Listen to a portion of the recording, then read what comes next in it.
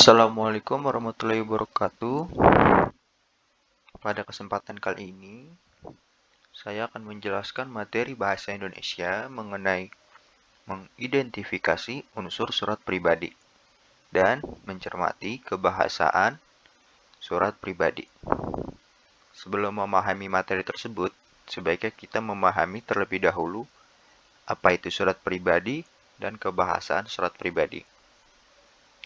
Surat pribadi adalah surat pribadi yang ditulis oleh seseorang yang tidak bersifat resmi. Dan surat pribadi memiliki ciri kebahasaan yang khas untuk mengungkapkan maksud dari penulis.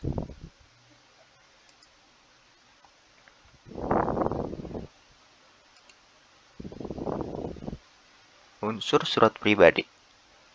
Unsur surat pribadi dibagi menjadi 7. Yang pertama ada tempat dan tanggal penulisan surat. Tempat dan tanggal penulisan surat ditulis nama tempat atau kota pada saat menulis surat. Sedangkan tanggal ditulis kapan menulis surat tersebut. Yang kedua ada alamat surat atau alamat yang dituju. Alamat yang dituju biasanya dengan sebutan khusus yang bersifat akrab. Contohnya, kepada sahabatku, sahabatku tersayang, sahabat sohib, untuk ayah, untuk bunda, dan sebagainya. Lalu, yang ketiga ada salam pembuka. Salam pembuka dalam surat pribadi bervariasi seperti salam sayang, ataupun assalamualaikum, salam manis, dan lain-lain. Yang keempat, isi surat. Isi surat ini disampaikan dengan bebas, tidak ada aturan yang baku dalam penulisan, namun tetap harus memperhatikan etika. Dan isi surat disampaikan dengan jelas dan bahasa yang santun. Yang kelima, ada penutup surat. Penutup surat ditandai dengan kalimat yang mengakhiri surat. Seperti sekian. Yang keenam, salam penutup. Salam penutup dalam surat pribadi pun bervariasi juga. Misalnya salam sayang dari sahabat, salam sayang dari papa, dan lain-lain. Dan yang terakhir, pengirim surat. Pengirim surat adalah orang yang menulis surat. Oke, kita lanjut. Nah, untuk memahami lebih lanjut, kita bisa memperhatikan contoh surat pribadi berikut. Untuk Jakarta, 29 November 2017 merupakan tempat dan tanggal surat. Lalu yang di sebelah kiri atas, sahabatku Rose Biru di Lampung, merupakan alamat surat.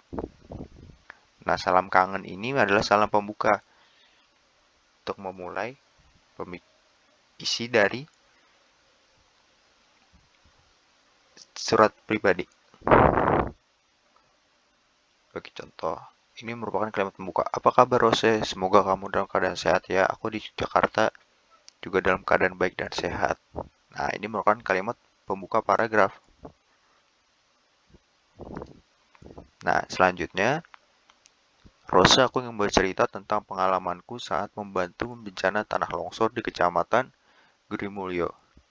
Nah, paragraf ini merupakan paragraf dari isi surat yang menceritakan kejadian-kejadian.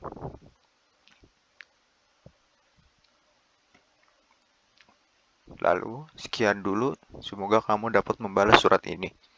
Aku tunggu balasanmu. Penutup surat. Salam sayang dari sahabatmu merupakan salam penutup. Nur Sabrina. nama dan tanda tangan pengirim surat. Oke, kita lanjut. Kebahasan. Lalu untuk materi selanjutnya, kebahasan surat pribadi. Kita hanya perlu memahami kepada siapa salam tersebut dituju. Seperti contoh, salam dan penerima salam. Salam, semangat belajar. Ini ditujukan kepada teman sebaya.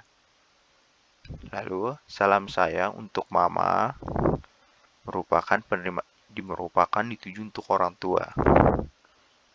Contoh lainnya, ada pada penutup surat.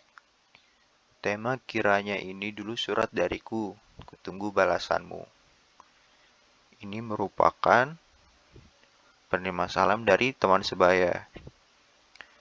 Terima kasih sudah memberi izin Rizka mengikuti jelajah wisata ini. Minggu depan Rizka segera pulang. Untuk ini ditujukan kepada orang tuanya si Rizka. Nah, tujuan dari surat pribadi. Tujuan dari surat pribadi itu ada 3. Yang pertama, memberikan kabar atau informasi kepada orang lain. Yang kedua, sebagai sarana komunikasi untuk orang yang dituju.